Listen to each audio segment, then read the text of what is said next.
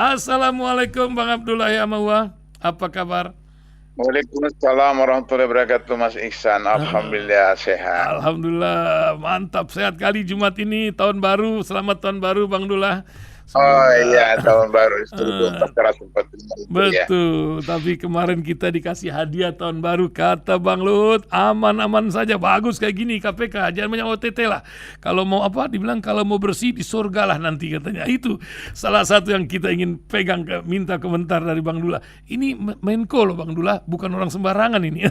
Dan juga kisah tentang tadi ya, sakit ini. Sebagai orang yang sudah mengalami ya perjalanan hidup, bagaimana menjaga kesehatan? Betulkah kesehatan dari pikiran? Karena ini akibat COVID ini banyak orang mati mendadak katanya. Tapi takdir diantaranya adalah sebuah ikhtiar kita menjaga kesehatan. Juga tentang Panji Gumilang, Bang Dullah. Ini orang sakti banget, entah bagaimana. Dan ini ikonnya itu kan negara Islam Indonesia yang Kartosuryo dulu gaung-gaungkan. Apa kisah di balik ini? Mungkin di antara tiga itu, lah tambah Bang Dula, masalah kenapa orang itu mau teken-tekenan di Singapura. Saya pikir ada nggak bisa OTT di sana. Oh ternyata masalah hukum apa yang diingatkan oleh Anies Baswedan ini sebenarnya apa yang terjadi? Silakan Bang Dula, 4 poin itu. Fadol. Ya, yang pertama soal OTT oleh Luhut. Harus kita ingat bahwa Luhut itu punya 27 jabatan. Dan 27 jabatan itu selama pada periode Jokowi, baik Presiden Jilid 1 maupun sekarang, itu ada SK-nya, ada ketentuannya. Saya tadinya anggap itu hoax, tapi ketika saya dikirim oleh salah seorang anggota DPR, ketika presentasi di Komisi Anggaran disebutkan itu apa namanya jabatannya 27 itu, maka itu saya kemudian tahu bahwa itu bukan hoax. Nah, artinya bahwa Luhut ini sewaktu-waktu bisa kena kasus korupsi, karena 27 jabatan itu tentu berkaitan dengan pengadaan barang dan jasa dari instansi pemerintah, lembaga negara. Pengalaman saya ketika di KPK, 42% yang ditangkap KPK itu tentang pengadaan barang dan jasa. Tapi hari ini saya dapat konfirmasi dari teman-teman di KPK itu mencapai 70%. Nah, 70% itu berkaitan dengan pengadaan barang dan jasa. Padahal setiap tahun biasa saya katakan bahwa 35% dari APBN itu ada untuk pengadaan barang dan jasa seluruh Indonesia. Nah, itulah sebabnya APBN kita besar, tahun lalu 2.000 triliun, sekarang 3.000 triliun, tapi tidak dimati oleh rakyat karena 35% kali 70% kali 3.000 triliun. Jadi berapa habisnya itu dicuri, dikorupsi. Nah, jadi oleh karena itu maka Luhut takut kalau tiba-tiba kena OTT karena 27 perusahaan seperti itu.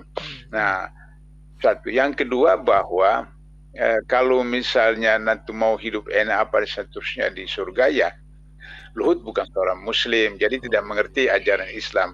Dalam ajaran Islam itu doa sapu jagat orang Islam itu ada Rabbana atina fid dunya hasanah wa fil akhirati hasanah wa qina adzabannar. Jadi kita meminta doa bahagia di dunia, bahagia di akhirat. Bukan bahagia di akhirat sengsara dunia, tidak bahagia dunia, bahagia di akhirat. Jadi untuk bisa bahagia di akhirat, maka salah satu entry point-nya adalah bahagia di dunia. Apakah bahagia materi, apakah bahagia jiwa, bahagia fasilitas dan seterusnya, tapi ada unsur-unsur seperti itu. Nah, sehingga dengan demikian memang bahagia itu tidak identik dengan materi saja. Jadi dalam konteks misalnya kesehatan itu, makanan itu hanya 30% atau 10% malah. Tapi kemudian pemikiran, berpikir itu adalah 90% sampai 97% seperti itu. Nah, itu ilustrasi biasanya ketika pemulung, orang gila, itu tidak ada yang sakit, tidak masuk rumah sakit orang gila, karena dia tidak pikirannya, ya namanya juga orang gila kan, jadi dia santai aja, dia makan apa saja seperti itu. Nah, jadi oleh karena itu maka memang pemikiran itu yang menentukan. Misalnya apakah contoh begini, soal teknis, kenapa garam bisa mengakibatkan darah tinggi? Karena garam itu dimasak. Nah, ketika garam itu dimasak, maka kemudian kemudian mengakibatkan berubah fungsi garam itu sehingga kemudian mendatangkan darah tinggi. Nah, yang betul menurut Islam adalah garam itu tidak dimasukkan ke dalam kuali, tapi ketika makanan sudah dimasak, sayur, ikan, lauk apa, baru garam dimasukkan ke dalam sesuai dengan rasa asin. Nah, karena itu maka dalam sunnah Rasulullah di atas meja itu saya di Maluku, orang Maluku itu Islam atau Nasrani selalu ada tempat garam. Jadi mau makan itu pakai ujung jari kemudian masukkan ke lidah. Jadi Rasulullah begitu. Rasulullah itu kalau mau makan garam dulu dengan jari kemudian masukkan ke lidah, sudah itu baru kemudian beliau minum, sudah itu baru makan buah, baru makan makanan besar. Sehingga dengan begitu maka garam itu tidak mendatangkan darah tinggi karena garam bermanfaat. Zat besi, mengandung zat besi, tubuh kita memerlukan. Nah, jadi oleh karena itu maka makanan asal 4 sehat, 5 sempurna, 6 halal, maka kemudian tidak usah khawatir seperti itu. Tapi cara berpikirnya bagaimana sehat, berpikir positif, tinggi seperti itu, maka seperti demikian. Nah, soal COVID-19, saya sudah jauh-jauh hari mengatakan kenapa saya tidak mau vaksin, jalan naik bis 2 hari sampai ke Pekanbaru, naik bis 3 hari dari Pekanbaru ke Jogja, karena saya tidak mau vaksin, karena tidak harus naik pesawat. Karena paling tidak saya memahami paling tidak bahwa kalau kita bernapas, itu kita hirup oksigen, kemudian kita menghembus CO2.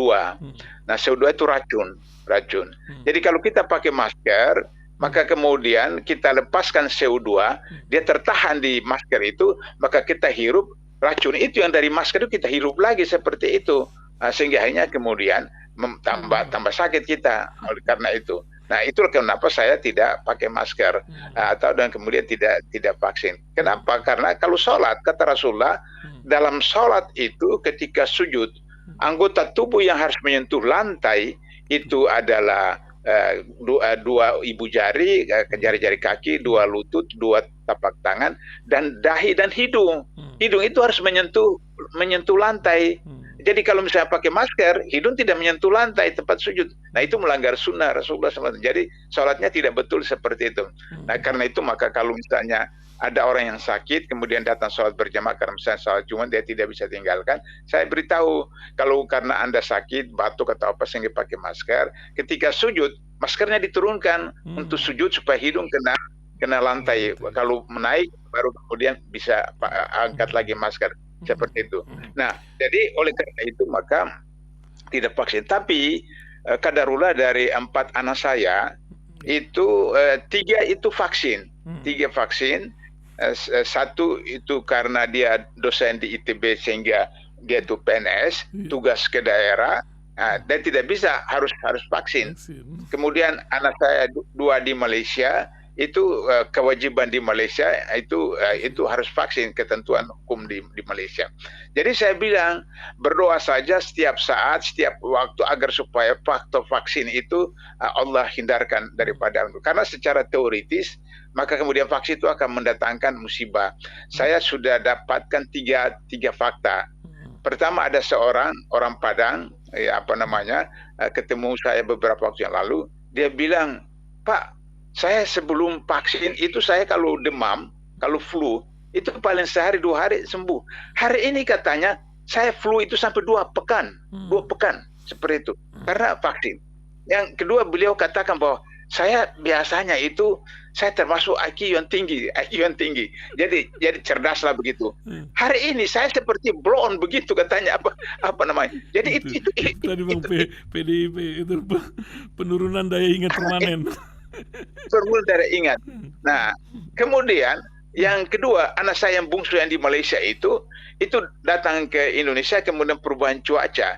Itu dia ngaku bahwa biasanya flu itu 1 hari saja, tapi sekarang ini sampai 3 hari sampai 1 pekan flu seperti itu, karena dia vaksin seperti itu. Nah, jadi saya bilang kamu harus rajin sholat, rajin doa, rajin apa supaya kemudian pengaruhnya itu. Dan yang terakhir ini adalah anak saya yang dosen ITB itu sekarang sedang haji.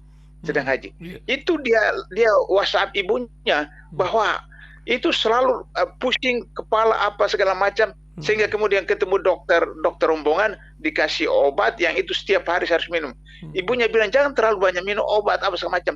Jadi dia rasakan dampaknya itu. Baru saya ingat kasus teman orang Padang tadi. Jadi saya bilang itu dampak daripada vaksin. Oleh karena itu di depan masjid di Ka'bah, di depan apa namanya nanti di sekarang masih di Mekah, belum berangkat ke Madinah. Nanti kemudian di Raudah doa khusus di jam 2 pagi datang ke Raudah, doa supaya kemudian faktor vaksin itu Allah hilangkan dan seterusnya. Jadi artinya bahwa ajal itu urusan Allah, tapi ikhtiar itu harus dilakukan oleh manusia, karena di dalam Islam itu bunuh diri itu dosa besar. Jadi kalau kita tahu ini mengakibatkan racun yang membunuh diri, berarti masuk kategori bunuh diri seperti itu. Nah itu dosa. Nah karena itu maka kewajiban kita untuk berlakukan ikhtiar agar supaya tidak terjadi seperti itu. Dan ternyata kemudian Mas Ihsan, vaksin ini kan bisnis ternyata. Besar. Rupanya bisnis. Besar. Jadi di Cina itu kan dia punya vaksin ada 3 jenis. Nah yang kita beli itu jenis yang ketiga. Jenis yang ketiga itu tidak dipakai di Cina. Tidak dipakai di Cina. Itu yang paling jelek. Yang kita beli seperti itu. Nah kemudian kan ada putra Indonesia yang membuat vaksin sendiri tapi dihalang-halangi untuk kemudian bisa memproduksinya seperti itu. Jadi persoalan bisnis. Nah akhirnya kemudian sudah dapat sekian ribu triliun mereka seperti itu, baru kemudian dihentikan karena ada persoalan bisnis yang kalau ini terus nanti bisnis pesawat, bisnis kereta, bisnis itu juga bangkrut. Ada lucu Mas Ihsan, di bandara kalau di waiting room itu kita dikasih jarak duduk pakai masker, ya jarak sekian meter. Tapi ke dalam pesawat itu tetap aja. Jadi saya bilang ini kenapa berdampingan? Jadi berarti kan persoalan bisnis seperti itu supaya kemudian tetap saja pesawat. Nah itu soal COVID-19. Kemudian soal Panji Gumilang. Panji Gumilang ini saya orang sakti nih Bang. Saya sebenarnya Mas Ihsan tidak tertarik untuk bicara Panji Gumilang ini karena ini tahun 70 sudah ada. Enggak, cuman kan tahun 70 gerakan NII KW 9 itu apakah itu benar atau memang ini sebuah rekayasa dari sebuah rezim gitu? Nah, jadi begini, Mas Ihsan sudah baca buku saya yang yang terakhir itu Cendramata Perjuangan, mengenal tokoh-tokoh masyhur. Oh iya. Sudah baca, cuman belum sudah baca. Silakan. Iya. Itu kan saya jelaskan sedikit tentang sejarah lahirnya DITI dan NII. Kekecewaan jadi Kartosuwiryo terhadap Soekarno gitu ya. Jadi ketika Indonesia dipaksa oleh Belanda untuk mau menjajah kembali agresi 1, agresi 2, maka Sultan Hamengkubuwono ke-9 Raja Jogja itu menyarankan kepada Presiden dan Wakil Presiden untuk penyelamatan mereka dari ancaman Belanda, ibu kota pindah ke Jogja. Maka kemudian terpaksa ibu kota pindah ke Jogja, tapi kemudian Belanda melakukan agresi untuk menguasai kembali Indonesia. Maka kemudian Kartosuwiryo itu menginformasikan kepada Bung Hatta bahwa kami tidak mau pindah ke Jogja, kami tetap melakukan gerakan di Jawa Barat.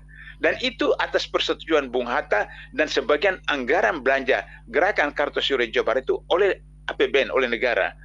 Maksudnya ada supaya sebagai saywar kepada dunia bahwa ibu kota pindah ke Jogja tidak berarti bahwa Indonesia itu hilang. Indonesia itu buktinya ada perlawanan dari Jawa Barat oleh Kartosuwiryo. Nah, sudah itu kemudian setelah sudah agak relatif ada perjanjian Renville, kemudian Jogja pindah ke Jakarta kembali lagi ibu kota, maka tentara-tentara Siliwangi yang mereka berjalan kaki dari Jogja sampai ke Jakarta, ke Jawa Barat. Di Purwakarta terjadi salah paham antara pasukan satu regu yang dipimpin oleh Amir Mahmud dengan salah satu gergu daripada Kartosuwiryo, bertembung, berpapasan dan terjadi kesalahpahaman, kemudian terjadi bentrok senjata. Bentrok senjata sampai kemudian semua tentara regu yang ada pada Amir Mahmud itu meninggal. Hanya Amir Mahmud yang selamat seperti itu. Sejak itulah kemudian terjadi rasa kebencian dari Ahmad Muhammad kepada tentaranya Kartosuryo, sehingga itu bawa sampai kepada TNI, sampai kepada AKB dan sehingga kebencian kepada tentara di ITI. Kemudian saya mendapat informasi langsung dari Muhammad Sulaiman. Muhammad Sulaiman anggota DPR dari P3. Beliau adalah adik kandung dari Kolonel Abjan Sulaiman. Abjan Sulaiman ini adalah direktur APREJA, Akademi Pembinaan Rohani Islam, yang dibentuk oleh Kepala Staf Angkatan Darat. Itu dibentuk oleh Kepala Staf Angkatan Darat untuk menyiapkan para imam-imam masjid di Angkatan Darat, TNI Angkatan Darat. Nah, itu kuliahnya di Masjid Istiqlal. Abjan Sulaiman itu memberitahu kepada Muhammad Sulaiman memberitahu kepada saya bahwa kenapa Kartosuryo mudah ditangkap, karena anggota-anggota PKI diselundupkan ke dalam tentara-tentara di ITI, maka kemudian mereka ini yang membakar rumah, memerkosa perempuan untuk menciptakan pencitraan yang jelek kepada DITI, sehingga terjadilah image dalam masyarakat Jawa Barat, kenapa kita harus dukung Kartosuryo kalau bakar rumah, pemerkosaan perempuan, sehingga terjadi pagar betis dengan TNI, kemudian Kartosuryo ditangkap dengan mudah. Nah, Kartosuryo dengan Soekarno itu sama-sama tinggal serumah di rumah Cokro Aminoto ketika mereka belajar. Jadi mereka itu satu teman kos di rumah Cokro Aminoto. Tapi karena Soekarno diprovokasi oleh PKI, sehingga kemudian diadili, dijatuhi hukuman mati. Kartosuryo mengajukan amnesti kepada Soekarno. Soekarno tidak setuju untuk dibebaskan atas desakan PKI, maka dijatuhi hukuman mati. Jadi itulah kemudian sejarah tentang Kartosuryo. Nah, setelah itu kemudian Kartosuryo meninggal, maka kelanjutannya diserahkan kepada Daud Bere di Aceh. Nah, kemudian terjadilah penangkapan-penangkapan. Tahun 71 ketika Orde Baru, Kolonel Pitut Soeharto, ini salah seorang ajudan atau anak buah dari Jenderal Ali Murtopo. Jenderal Ali Murtopo ini adalah agen CIA di Asia Tenggara, begitu. Nah, kemudian Pitut Soeharto mendatangi tahanan lepasan-lepasan DITI yang sudah bebas dari Orde Lama ketika Orde Baru, mendatangi mereka mengatakan bahwa ini sekarang ada PKI atau komunis gaya baru dari utara, dari Vietnam, dari Burma dan itu, sehingga harus kita lawan. Nah, orang-orang DI, orang-orang yang anti kepada komunis melihat bahwa ada PKI gaya baru, komunis gaya baru, bersemangat mereka. Langsung kemudian mereka tanda tangan pernyataan. Jadi Pitut Soeharto itu menyediakan daftar sepanjang itu, semua tokoh-tokoh DI Jawa Barat, Jawa Tengah, Jawa Timur, itu tanda tangan, ada ratusan orang. Nah, itulah yang kemudian dijadikan perangkap oleh Ali Murtopo untuk menangkap mereka. Sehingga kemudian tahun 1976 lahir yang disebut dengan KOMJI, Komando Jihad. Nah, itu adalah proyek Ali Murtopo. Sehingga tahun 71 ketika kampanye pemilu tahun 71, maka Ali Murtopo bersama dengan Ismail Pranoto. Ismail Pranoto ini salah seorang panglima di DITI. Diajar kemudian kampanye untuk menjelaskan bahwa PKI gaya baru, komunis gaya baru, sehingga kemudian pilih Golkar. Jadi Ismail Pranoto ini dijebak oleh Ali Murtopo, sehingga kemudian akhirnya pemilu 71 Golkar menang mutlak. Maka kemudian ditangkaplah orang-orang itu. Nah, setelah ditangkap itu kemudian Ali Murtopo melakukan program baru yang namanya NII, Negara Islam Indonesia. Nah, Negara Islam Indonesia itu dibentuk oleh Ali Murtopo dengan anak buahnya. Lantas kemudian dibuat struktur yang kemudian disebut dengan KW9. Jadi KW9 kalau kita sekarang itu Kodam. Nah, itu salah satu anggotanya adalah Panji Gumilang. Nah, jadi KW9 itu berada salah satu kiblatnya adalah Issa Bugis. Issa Bugis itu tinggal di Jakarta Utara. Nah, ajaran Issa Bugis itu adalah tidak perlu salat Jumat. Karena salat Jumat itu ada ketika di Madinah. Sekarang masih perlu di Mekah, sehingga tidak perlu salat Jumat sebelum. Tapi karena tidak salat Jumat, lama-lama juga tidak salat 5 waktu seperti itu. Nah, jadi itulah ajaran Issa Bugis oleh Panji Gumilang. Sehingga kemudian proyek Zaitun itu dibangun oleh pemerintah. Nah, kemudian kenapa waktu Pilpres yang lalu Wiranto menang di sana, kemudian Golkar menang di sana, kemudian Gerindra menang di sana, karena itu adalah proyeknya pemerintah. Nah, jadi sekarang kenapa tiba-tiba baru diributkan lagi? Diributkan lagi karena menjelang Pilpres. Nah, menjelang Pilpres sehingga kemudian akhirnya umat Islam diadu domba apa segala macam, sehingga tidak memperhatikan bagaimana ada 5 BTS lupa. kasus BTS lupa 50 juta daftar pemilih yang siluman itu tidak dipersoalkan, 300 kemudian data pendaftaran bocor. warga negara Indonesia melalui online itu tidak diperhatikan, sehingga kemudian akhirnya ya sudah seperti itu. Kemudian tiba-tiba kenapa ada nanti musyawarah nasional atau internasional LGBT di Indonesia? Kenapa tiba-tiba harus sekarang? Bukan jauh-jauh hari atau saya sudah bilang. Jadi itu semua adalah proyek-proyek intelijen untuk mengadu domba umat Islam, sehingga kemudian lupa tentang peristiwa nanti 2024 Februari, sehingga kemudian sudah nanti kalau sudah itu selesai. Coba bayangkan, sudah begitu banyak kasus itu tidak diproses, alasan lagi dicari. Nah, apa namanya? Bahkan Katakanlah menuntut. HRS. Bahkan menuntut ini kan. Iya, HRS cuma soal langgar COVID-19 apa namanya saja 4 langsung tahun. bayar cash 50 juta, kemudian masuk penjara sekian tahun. Nah, sementara ini jelas-jelas sekian pelanggaran tapi masih bisa beralasan-alasan, bahkan kemudian mengajukan gugatan balik kepada gugatan balik kepada Mahfud MD dan yang lain-lain. Itu Mas Ihsan yang saya Ya, luar biasa. Ya, ini negeri ya, karena saya ingat jadi cerita Sayyidina Umar ya tentang kalau ada keledai terperosok itu bagaimana kepemimpinan dia mengevaluasi. Ini bukan keledai, ini banyak orang kena COVID, banyak ini macam-macam ya. Tapi terakhir Bang, tadi saya lupa ini satu lagi. Kenapa orang-orang pengusaha tuh mau naikkan kontraknya tuh di Singapura? Ini pendengar kita banyak ini di Singapura. Dengar ini apa lebih nyaman atau ndak ada OTT atau karena hukum yang lebih jelas? Ini kan kita ini kemarin itu ada saya punya saudara nanya, fakultas hukumnya fakultas jurusan apa nih Bang? Cari pilihnya. Saya bilang ada nggak jurusan hukum rimba di sana? Belum dibuat katanya. Tapi di lapangan sudah ada. Bagaimana Bang ini menyebabkan Singapura ini menjadi pilihan? Silakan. Jadi saya dulu masuk fakultas hukum, kuliah fakultas hukum setelah saya di KPK. Kenapa saya di KPK baru masuk fakultas hukum? Karena saya lihat pencuri ayam pasal 362 itu langsung ditangkap, kemudian tidak ada penangguhan penahanan dan tidak ada lawyer. Tapi yang koruptor ini sekian miliar apa segala macam bisa ditangguhkan penahanan, ada lawyer dan seterusnya. Maka saya kuliah fakultas hukum. Nah, ketua jurusan itu aktivis dari GMKI, dia kenal saya, dia bilang, Pak Bula kenapa tidak langsung S2 saja? Saya bilang enggak, saya mau ambil satu, mau tahu bagaimana hukum kita sebenarnya. Setelah 6 bulan kuliah, dosen itu tanya saya, bagaimana menurut Pak Bula? Saya bilang baru saya mengerti kenapa hukum kita kacau balau seperti ini, karena hukum kita Nah, saya berkisar 3 tahun atau hampir 5 tahun saya mengajar di Singapura. Jadi saya tahu betul tentang Singapura itu. Pertama saya menemukan bahwa orang terkaya di Singapura bukan orang Singapura. Orang terkaya Singapura adalah orang Indonesia yang jadi penduduk tetap di Singapura. Yang kedua, hotel termewah di Singapura bukan punya orang Singapura, punya orang Indonesia. Dan mereka itulah orang yang sekarang dikenal dengan 9 naga. Nah, itu apa namanya.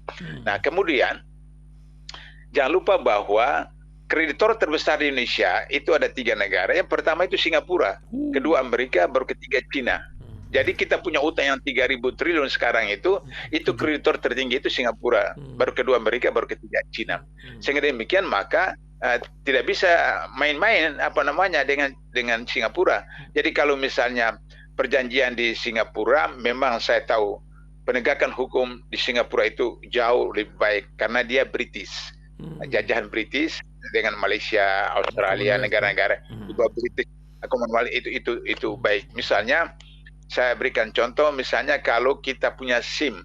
Jadi di sana itu kan kalau dulu kita ingat 3-in-1. 3-in-1 itu di Jakarta itu kan ada polisi jaga di situ, tapi kemudian ada juga yang jadi relawan. Relawan itu naik di situ sampai kemudian seperti itu. Nah, di Singapura itu tidak bisa demikian. Karena ketentuan di Singapura itu setiap mobil atau motor ada alat yang harus dipasang. Alat itu kemudian dimasukkan kartu untuk 3-in-1 itu. Jadi kalau misalnya lewat di satu tempat yang ada 3-in-1, terus kemudian cek, klik begitu, ada anunya. alatnya itu, maka berkuranglah 50 sen.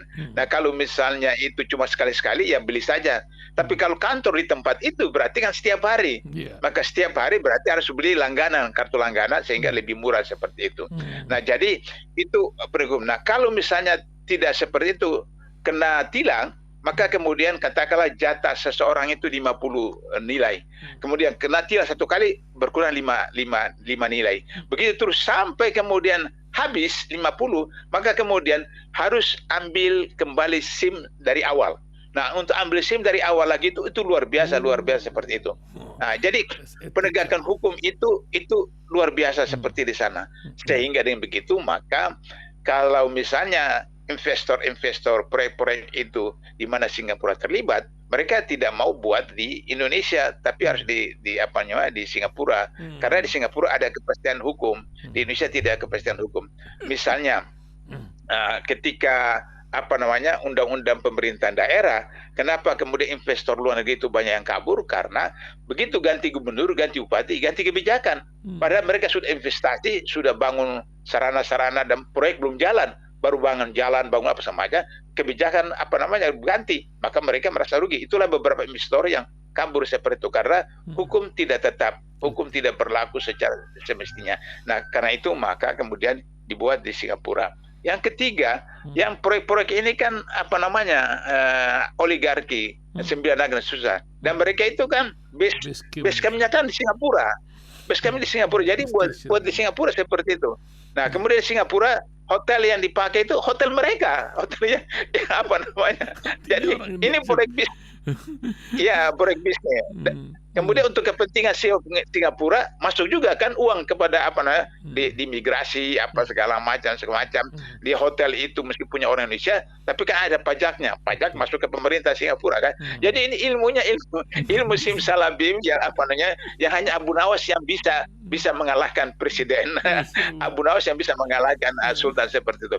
Nah, itu persoalan sehingga capres kita Anies Baswedan kalau mengatakan bahwa sistem hukum harus kita betulkan, ya betul, memang sistem hukum kita itu bergantung siapa presiden, hukumnya ikut presiden seperti itu. Nah, padahal hukum itu panglima yang harus menentukan, presiden sampai kepala desa harus ikut hukum, bukan presiden yang mengatur hukum, tapi hukum yang mengatur presiden. Itu persoalannya, Mas. Terakhir Bang. Bang Abdullah ini kan, Bang Abdullah ini juga pernah lama jadi dosen di Singapura dan lain-lain. Sekarang di tengah bonus demografi Indonesia, orang-orang pintar pilihan dari kampus dan lain-lain itu dilihat oleh Singapura, dan setiap hari itu minimal 100 orang pindah warga negara. Sudah 3.000-an dalam 1 tahun ini pindah ke Singapura. Pasti di antara mereka ada pendengar kita, Bang. Apa pesan Bang Abdullah Hehamahua terhadap warga negara Indonesia dulu yang sekarang sudah berpaspor merah, paspor paling kuat di dunia, gajinya juga gede-gede gitu. Bagaimana Bang? Silakan Bang. Iya, di Singapura itu pertama soal penegakan hukum itu, kemudian yang kedua tingkat kesejahteraan seperti itu. Sehingga demikian maka saya berikan contoh perusahaannya Habibie yang di Bandung itu BTN Nurtanio dulu ya. Itu kan Nurtanio ya, yang penerbangan itu kan. Ya, betul. Nah, itu kemudian kan semua karyawannya itu setelah dibubarkan, semua karyawannya itu hampir 70% itu di Malaysia, karena Malaysia perlukan mereka seperti itu. Dan di Indonesia tidak dipakai. Di Turki pun penemu minyak besar itu 18 orang Indonesia juga. Itu seperti itu. Ini masalah nasionalisme. Jadi, seperti Bang Dullah, walaupun sudah lama di Singapura tetap paspor hijau. Bang Nuim Hayat misalnya udah berpuluh tahun tetap paspor. Apakah nasionalisme itu sudah tak ada sekarang ini atau macam mana, Bang? Jadi begini, saya itu ketika di Malaysia itu rasa nyaman.